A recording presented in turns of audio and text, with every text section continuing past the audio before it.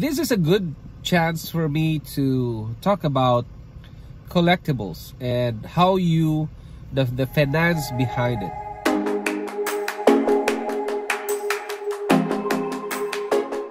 Hello everybody, welcome back to Ben Trading Cards, and we are in Wendy's. Okay, so this is in front. Actually, I'm facing Wendy's right now. I was taking my lunch, and it's a minus 12 degrees centigrade here in Canada. Yeah, so it's getting cold, guys, and it's gonna get worse than this. It's gonna go up to minus 20 sometime in February. Okay, so this is a good chance for me to talk about collectibles and how the finance behind it. And because if you see, maybe you're here in my channel, it's because you type in the flesh and blood collectibles. You were attracted to the money matters of flesh and blood. And I was trying to get a new segment. I was trying to prepare a new segment, and I was thinking about doing a finance segment. That means because there's few people that are discussing about what should you do before you do a collection. Like you collect something like trading cards, particularly Flesh and Blood, Magic the Gathering, Pokemon, and there are some other collectibles that you can go to collect, but this is what we are going to cover in this channel, like the trading cards, right? Because my name is Ben Trading Cards. Well, it's a good way to explain to you guys on how to arrange or to make your finance be stable without doing the collection of cards and then your money is still intact. Okay, because if you're going to start getting, you know, these premiums cards, then it involves a lot of money. So, but take note that this is not I'm not doing some financial advising here, but this is if my son will be asking about collectibles and how to go around with trading cards, then this is a good advice for him, because he's going to be 16 and Flesh and Blood is 16 plus, so he can do some research, and might as well I'll be the one to tell him about this kind of industry. I'm planning to have like a segment that has like a segment that will discuss about the money matters behind collecting something that is expensive, right? And if you're 16, maybe you're the 30s, 40s, and you have your kids and you have a family to feed, this is a good way to, you know, to discuss more about finance, because, you know, you have something very important to take care. You have your obligations in life, right? We all have our responsibilities, and sometimes you'll be the breadwinner of the family, sometimes you are the one taking care of the kids, and your wife or your husband is doing the money generation.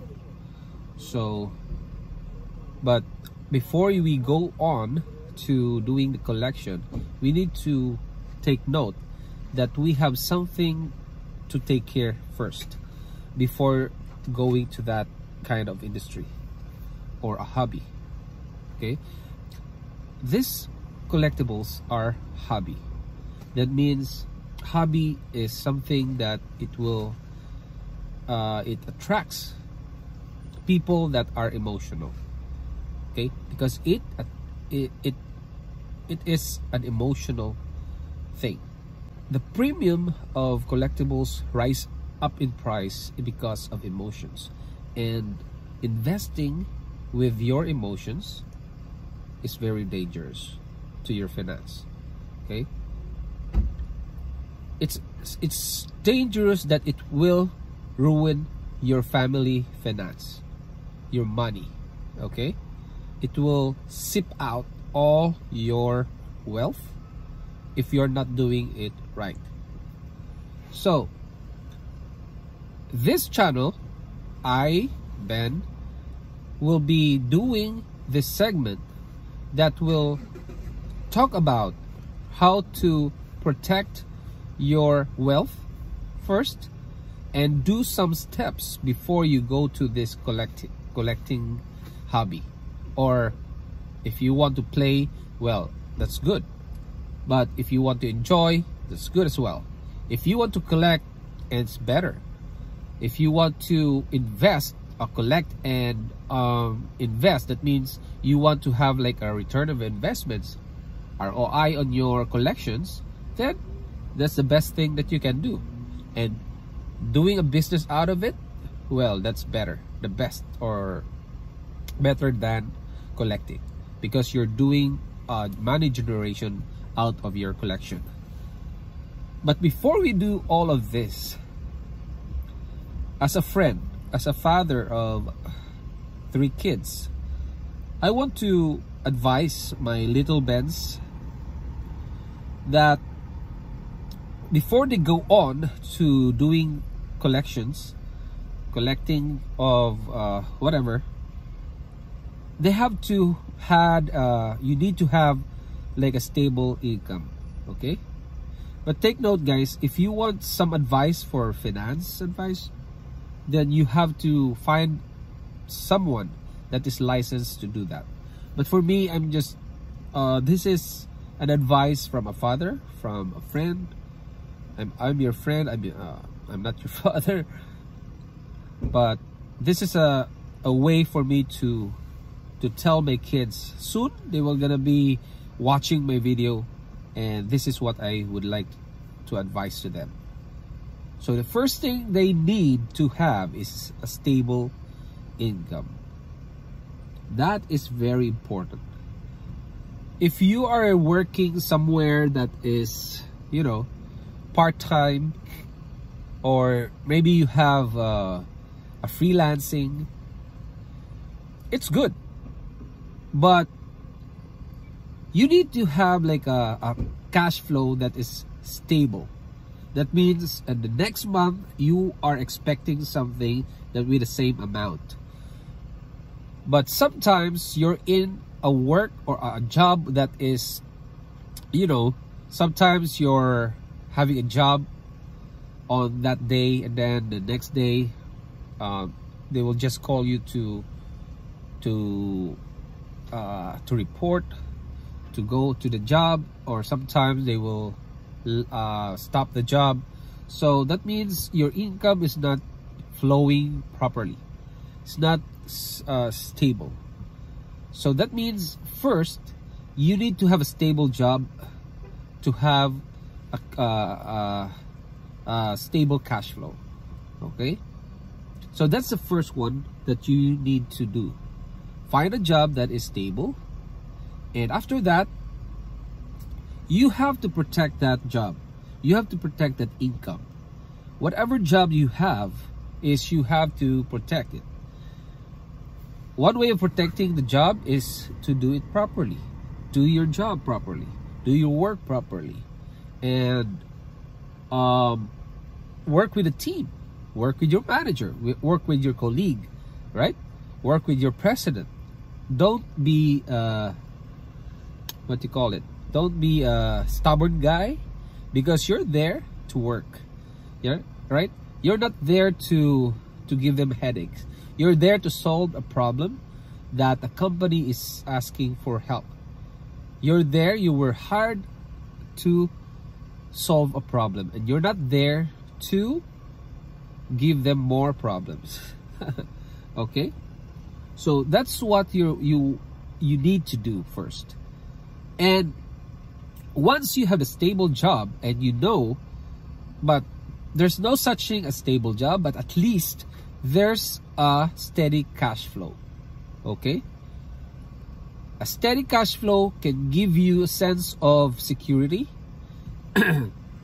that it will, you know, it will give you a meal for a day, meal for 3 meals for a day, and your family and your kids, whatever. Then after that, if you have a stable job, you need to secure that job and the income. How do you secure your income? So that means if you, your wife, your husband are working, both are working, and you have kids, then if you have a stable job, then you have to protect that job and the income itself.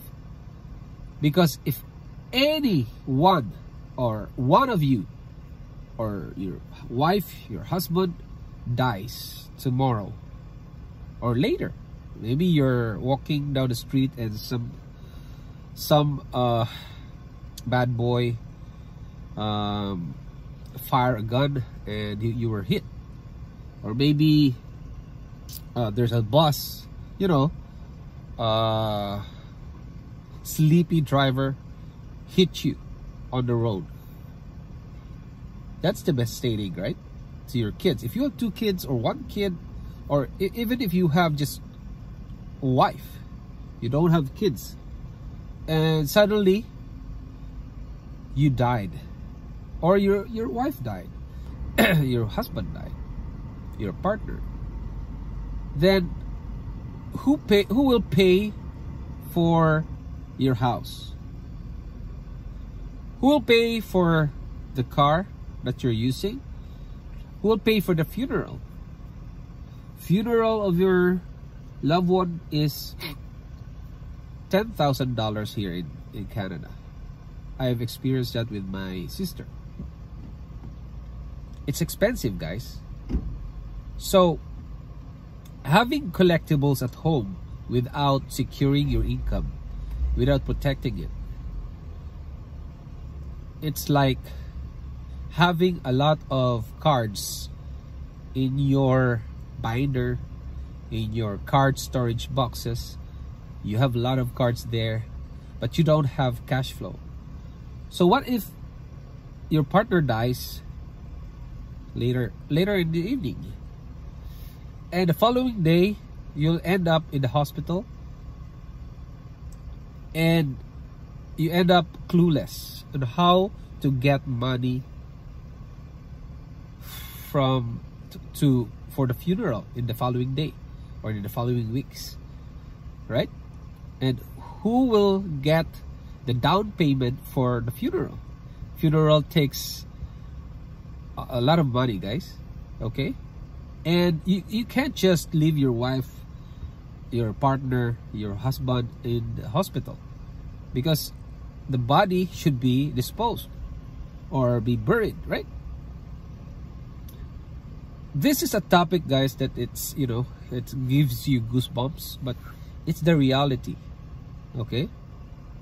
So to protect that, guys, to protect you from that devastation, guys, is you need to have an insurance. And insurance is not something that people are skeptical, guys. If you talk about insurance, they are, I don't know, they have different perspective. Maybe they have a different view on this insurance thing. But for us, for my kids, if they grow up, this is my advice to them, that they need to have an insurance, because at $30 a month, or $50 a month, or maybe $60 a month, let's say around that range, it will give you security. And if you die later in the evening, you eat something or you have a heart attack, then your wife, your partner, they can get that money.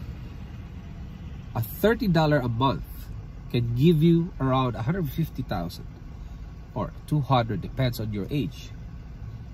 And that is a big amount that can be spent, that you can spend for the funeral, for spending it to your monthly expenses. Then you are good for the following years. Probably, let's say 5 years, until you get emotionally stable because your partner has passed away, or your whoever passed away. Then you're gonna be financially stable during that time, and then at least you have the time to go back to the stable state, right? Because losing someone is financially and emotionally devastating. Okay, so the first thing that you need to do is to summarize this video, this whole discussion, is you need to have a stable income. And after that, you have to protect or secure that income by purchasing insurance. Now you're telling me that, hey, I have an insurance in the company. Well, that's good. It's an additional one. But you need to have your personal, because once you are fired or you resign to that company, you're no longer included in the insurance. Okay? And what if you die at work? And some of the companies are protecting only you at work, not outside. After work, when you go out, you buy groceries and you died, someone hit you, they will not protect you. Some of the insurance are like that. And this is an advice as a father, as a friend.